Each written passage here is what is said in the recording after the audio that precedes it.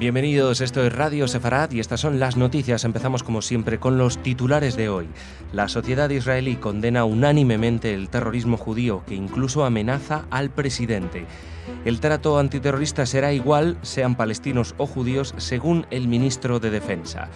Muere Shira Banki, una adolescente de 16 años, una de los acuchillados en la Marcha del Orgullo Gay de Jerusalén. Trasciende la muerte el año pasado del sirio residente en España que intentó mediar entre Al-Qaeda y Daesh. Son las noticias que hemos preparado para hoy. Luego, después de una pequeña pausa, haremos la agenda cultural, pero para el comentario, como siempre, está Jorge. Hola, Jorge. ¿Qué tal, Jordi? Así que empezamos. En Israel, el sábado pasado, miles de personas marcharon en las principales ciudades de Israel para condenar la muerte de un niño palestino en un ataque atribuido a colonos y el apuñalamiento de 6 personas en la Marcha del Orgullo Gay en Jerusalén. Tanto la sociedad civil como políticos de distintas sensibilidades han expresado estos días públicamente su rechazo hacia la violencia de colonos extremistas y ultraortodoxos.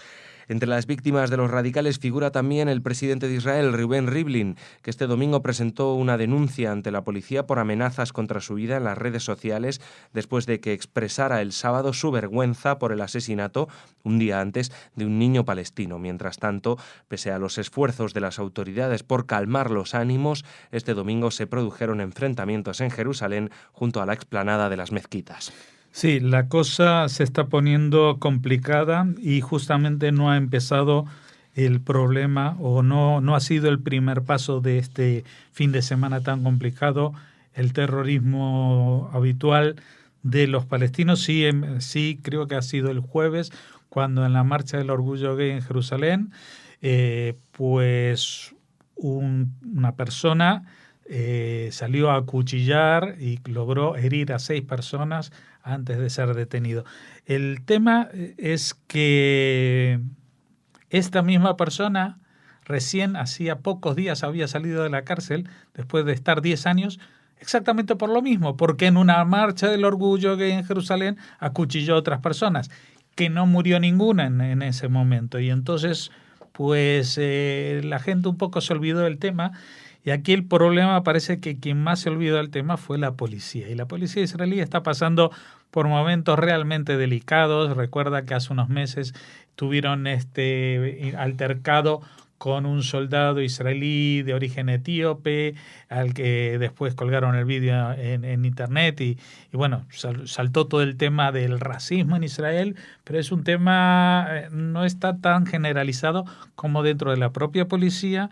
Y dentro de la propia policía israelí también hay otro problema que quizás es todavía mayor, que son las mafias organizadas que hay en Israel y que hoy en día se matan entre ellos, como en las películas, como en Nueva York, y era una cosa que hasta hace 20 años no se había visto nunca en Israel, y hoy en día incluso este tema de poner cuando explota una bomba, lo primero que hay que saber es si es realmente un atentado terrorista o un ajuste de cuentas. Digo, es algo que antes no sucedía. Así que, bueno, eso es lo que pasó, creo que fue el jueves, y justo al día siguiente, el viernes, un hecho terrible, que solamente se puede comparar a justamente el año pasado, cuando después del secuestro de los 3 chicos israelíes, hubo un secuestro de un chico árabe de Jerusalén Oriental al que torturaron y quemaron vivo en los bosques de Jerusalén,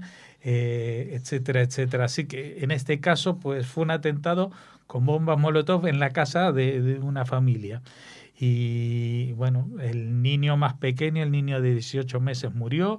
El resto de la familia está en un estado muy grave, con quemaduras que van desde el 60 al 80%, con segundo y tercer grado, o sea que es muy difícil que logren sobrevivir y en qué condiciones. Y todo el mundo trabaja sobre la hipótesis de que esto es un atentado de grupos ultraderechistas o de colonos israelíes, porque en las paredes de la casa escribieron en hebreo la frase Nekamá, que dice venganza. De todas maneras, hay ciertas hipótesis un poco extrañas, pero que no hay que descartar del todo, porque la caligrafía de la palabra tal como está escrita, no es la típica de alguien que escribe hebreo como su lengua madre, sino que parece, podría ser, yo no quisiera descargar aquí las culpas porque es terrible lo que ha pasado, pero no habría que descartar hasta que se detengan a los culpables de que esto podría haber sido obra incluso de árabes palestinos con la intención de inculpar a los colonos. Pero el tema es, esto ha conmocionado a la sociedad israelí, han salido a manifestarse contra estos crímenes de odio, porque ya luego en una noticia posterior diremos que una de las acuchilladas en la Marcha del Orgullo Yomí finalmente ha muerto, una chica de 16 años, y es terrible, pero el tema es que este atentado de parte de esta minoría de colonos que viven en las zonas de los territorios en disputa, pues no es el primer caso, todo lo contrario, en la próxima noticia diremos que son muchos los casos y que hace poco también se detuvieron a los autores de hace unos meses el incendio de una iglesia, la iglesia conocida como donde fue el milagro de que se multiplicaron los panes y los peces. Pues estos sí se han detenido y sí son colonos judíos, con los cuales, aunque este caso concreto no lo fuera, sí que existe un brote muy impulsivo de acciones terroristas.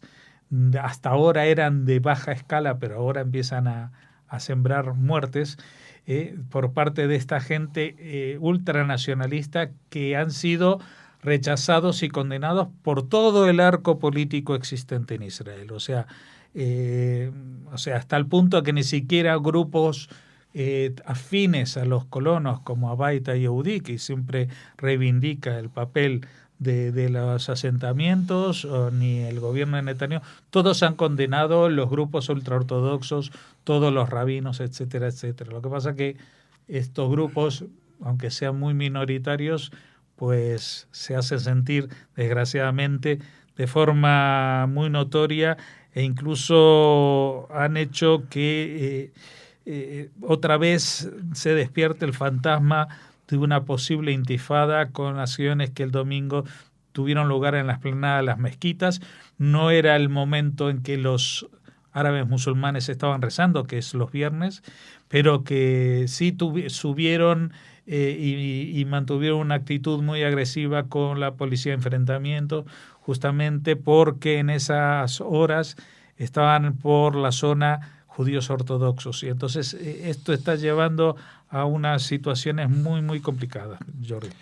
Seguimos, aunque recientemente han sido arrestados dos extremistas acusados del ataque incendiario contra la iglesia cristiana, en la que la tradición sitúa el milagro de los panes y los peces, algunas organizaciones han denunciado la impunidad de que gozan los colonos que, según Naciones Unidas, hasta el 6 de julio de este año, habrían protagonizado 112 ataques contra palestinos o sus propiedades sin que nadie haya sido juzgado por ellos. El ministro de Defensa, Moshe Yaalon, ha ordenado ya al jefe del Departamento para Asuntos Judíos del Shin Bet, el Servicio de Seguridad Interior, que detenga a israelíes sospechosos de actos extremistas, aunque no cuente con pruebas fehacientes para juzgarlos, los mismos métodos que se emplean contra el terrorismo palestino.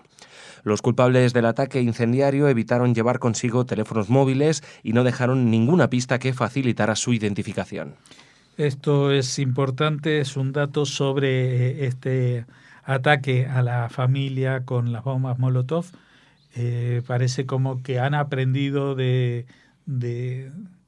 los actos anteriores y de lo que la prensa publica, cómo se han detenido a los anteriores sospechosos por llamadas telefónicas, etcétera, etcétera, por el GPS de sus móviles. Y esta vez, sean quienes sean los autores, han ido sin sus móviles a hacer el ataque, y es el problema, o sea que se están haciendo más sofisticados con la ayuda justamente de la libertad de expresión, la libertad de prensa, que permite llevar todos los detalles y analizar en cómo fue que consiguieron detener a los autores del anterior atentado.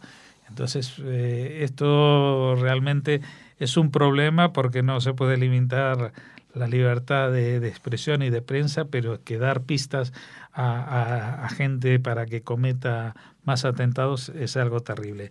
De todas maneras, el informe de Naciones Unidas que habla de 112 ataques contra palestinos y sus propiedades, estamos hablando de ataques evidentemente de baja intensidad porque hasta ahora no habían provocado ningún muerto.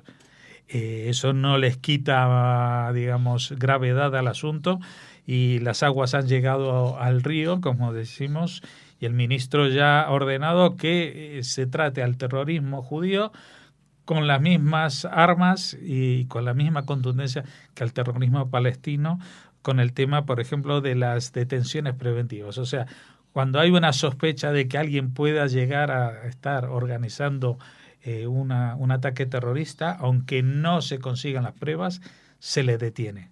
O sea, ese es algo que se ha hecho con los palestinos y ahora se va a empezar a hacer con los colonos. Veremos cuál va a ser la reacción de estos, porque no son gente que se queden muy tranquilos y callados, sino todo lo contrario.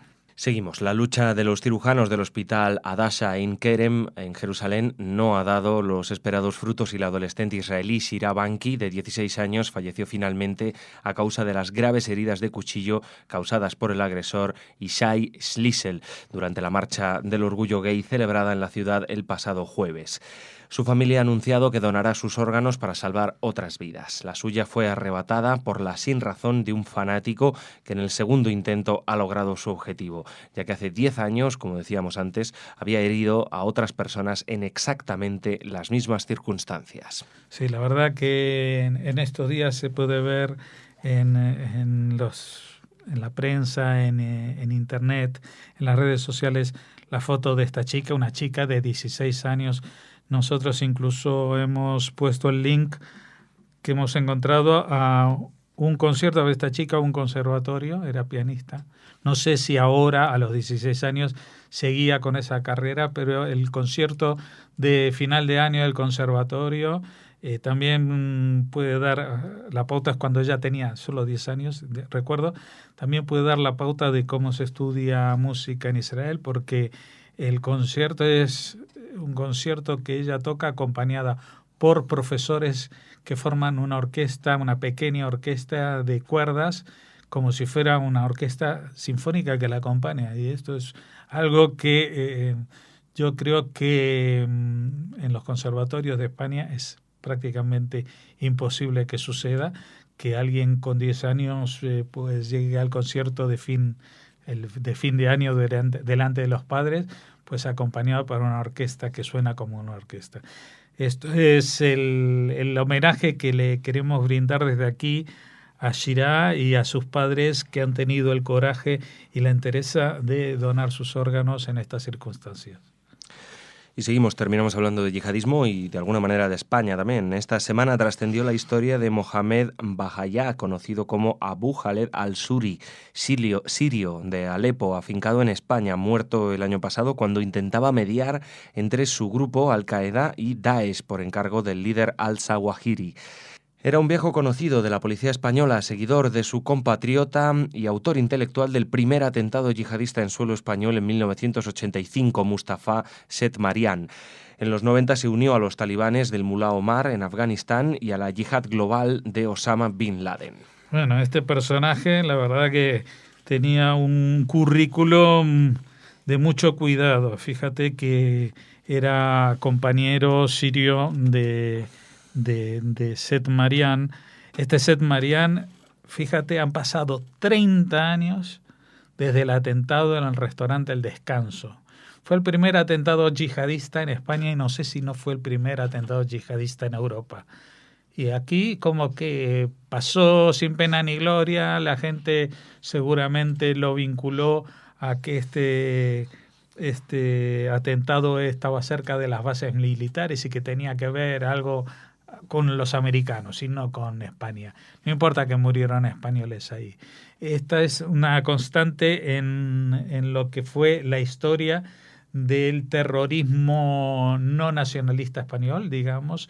Dentro de España durante muchos años. O sea, lo que venía de fuera, el terrorismo yihadista, islamista, pues era considerado como un hecho exótico, que alguien se equivocó, etcétera, etcétera, o que atentaba, en realidad estaban apuntando a otra persona, y que bueno, los españoles ahí murieron de carambola. Y no murieron de carambola, porque la yihad lo que pretende es crear el mayor daño posible, y no es solamente apuntar a un blanco específico. Ya hemos visto esa actitud no solamente en los atentados de Al-Qaeda en la propia Madrid en el año 2004, los atentados del 15M, también en los de Nueva York y los del Metro de Londres, etcétera, etcétera, sino en todas las variantes del yihadismo que se dan en el mundo, no solamente la del ISIS, sino de la del propio Hamas, lanzando cohetes contra zonas de civiles de forma totalmente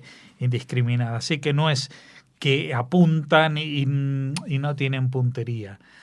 Apuntan a matar a cuantos más posibles. Y esta filosofía la compartía este personaje, Mohamed Bahaya, que luego siguió con su currículum en evolución cuando empezó a tener problemas aquí en España, donde había vivido en Málaga o en Granada, no estoy seguro, y en Madrid. En los 90 se fue ¿a dónde? A Afganistán, donde estaba lo interesante, el Mulá Omar, que estaba de donde salió esta primera ola de talibanismo salvaje en Afganistán. Luego se sumó a la yihad global de Osama Bin Laden. Cuando murió Osama Bin Laden, pues quedó a mando del tema de Al-Qaeda su lugarteniente egipcio, el doctor al-Zawahiri, que es el que le encargó y le dijo el año pasado que fuera a reclamarle a los del Daesh, que antes eran parte de Al-Qaeda, que no los atacaran a ellos, porque estaban haciendo atentados contra ellos. Pues este se presentó tipo bandera blanca para hablar con los otros, y lo primero que hicieron fueron matarlo. Así que, bueno, vivió de una manera y murió de la misma, con violencia. Muy bien, Jorge. Pues vamos a hacer una pequeñita pausa y les hablamos ahora, Jorge y yo, de noticias culturales.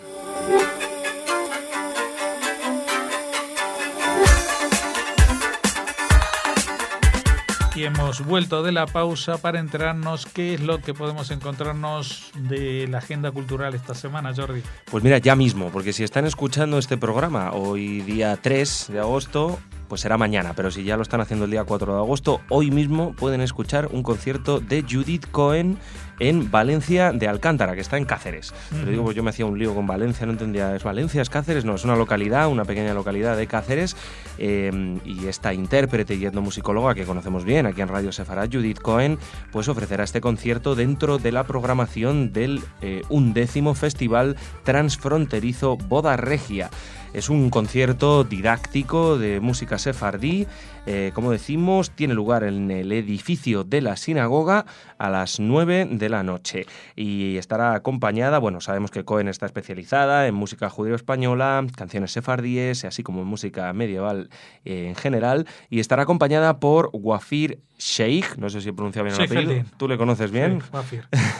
Y que es también intérprete, aquí dice acordeón, laúd árabe. Y bueno, estarán los dos en este concierto que, como digo, si tienen tiempo y están por la zona, pues hoy mismo. Tal como dices, siendo de Cáceres, es transfronterizo, o sea que está pegadito a la frontera con Portugal, así que también si están en Portugal, si están en Alentejo por ahí, pueden acercarse, o por la zona central de Portugal, y quieren ver algo distinto, diferente y con ese toque de raíz judía que siempre está presente en esta zona.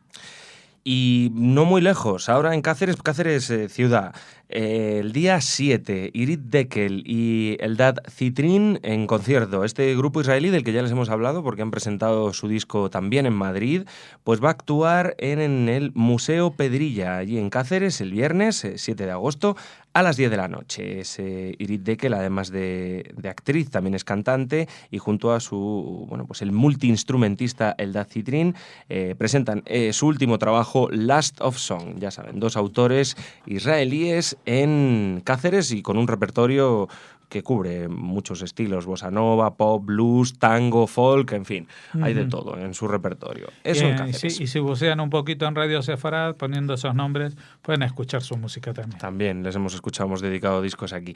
Incluimos un link por si quieren escuchar ese programa. Y bueno, ahora adelantamos una noticia, todavía queda tiempo, pero como no hay muchas noticias culturales que no nos ahora pille en agosto, como el de Judith Cohen, que tiene que ser que ya. La verdad es que sí, ese ha sido ya. Y gracias a la carta de Sefarad que elabora Sefarad Editores. Pues en este caso León, ya saben que forma parte también de la red de juderías y que en septiembre, a comienzos del mes de septiembre, van a tener lugar las Jornadas Europeas de la Cultura Judía. Como todos los años, la primera semana de septiembre, la Jornada Europea, con lo cual tenemos el primer anuncio que es León. Eso es. Y seguramente en los próximos días empezarán a llegar los de las otras ciudades que este año se han retrasado, suponemos que por las elecciones municipales y que hasta que se constituyeron los consistorios y eso, pues este año ha tocado un poquito demasiado cerca a esta jornada que es la primera semana de septiembre. ¿Pero qué hay en León? Pues mira, en León, las jornadas están dedicadas en general este año a conservación del patrimonio, hay que decirlo. Sabemos que León lleva desde el año 2003 integrada en la red de juderías y, además de conferencias, cuentacuentos, visitas guiadas, conciertos, visitas teatralizadas, talleres, todo, por supuesto, con temática judía, pues les hablamos, por ejemplo, de dos propuestas concretas, como es la conferencia El misticismo judío y León, que impartirá el profesor de la Universidad de León, Antonio Reguera. Esto será el 2 de septiembre, o por ejemplo el concierto Esencias de Sefarad a cargo de Paco Díez, que tendrá lugar el día 4. Bueno, ya iremos dando detalles, como dice Jorge, de esta y tantas actividades que hay en las Jornadas Europeas de la Cultura Judía. Uh-huh. Y terminamos hablando de cine israelí. En este caso, la película sobre la muerte de Isaac Rabin, la cinta de Amos Gitai, que va a competir en el Festival de Cine de Venecia. Pero no es un documental. No es un documental, es una película de ficción basada en hechos reales, pero no documental, con actores, en fin. Se realizará el Festival de Venecia, ya saben que es uno de los más famosos, más reputados del mundo, pues tiene lugar del 2 al 12 de septiembre en la ciudad italiana y la película se llama, la película de Amos Gitai se llama Rabin, el último día, y es un recreo del momento de la muerte del político, de la conmoción que provocó en la sociedad y también del fuerte operativo policial que tuvo lugar después del incidente. Entiendo que seguro que tiene mucho estilo parecido al norteamericano, que son expertos en este tipo de cine también de recreación y también de esas situaciones, ¿no?, de operativos policiales. Tendrá su parte de acción, además de componente emocional que supuso la pérdida de este líder político, ¿no? Sí, aquí me imagino que la parte policial no sé muy bien a quién se referirá porque el asesino de Rabin le disparó delante de todo el mundo y de muy poca distancia, con lo cual ya se sabía quién era el asesino. Eso sí. No sé si cuando dice las pesquisas policiales se refiere a los posibles lazos que tuviera el autor de los hechos con otras personas que se habrá investigado. Claro. Bueno, solo como curiosidad te cuento que aparte de algunas imágenes de archivo, también hay del ex primer ministro, pero como te decía es film porque el papel de Rabin lo va a interpretar un exjugador de fútbol que se llama Motale Spiegler. Motale Spiegler es el que le hizo el gol a Alemania. ¿Ah, sí? En el único gol, la única vez que Israel participó en los mundiales de fútbol, que era en el año, creo que 84, ¿era Alemania? Alemania 74 en Alemania.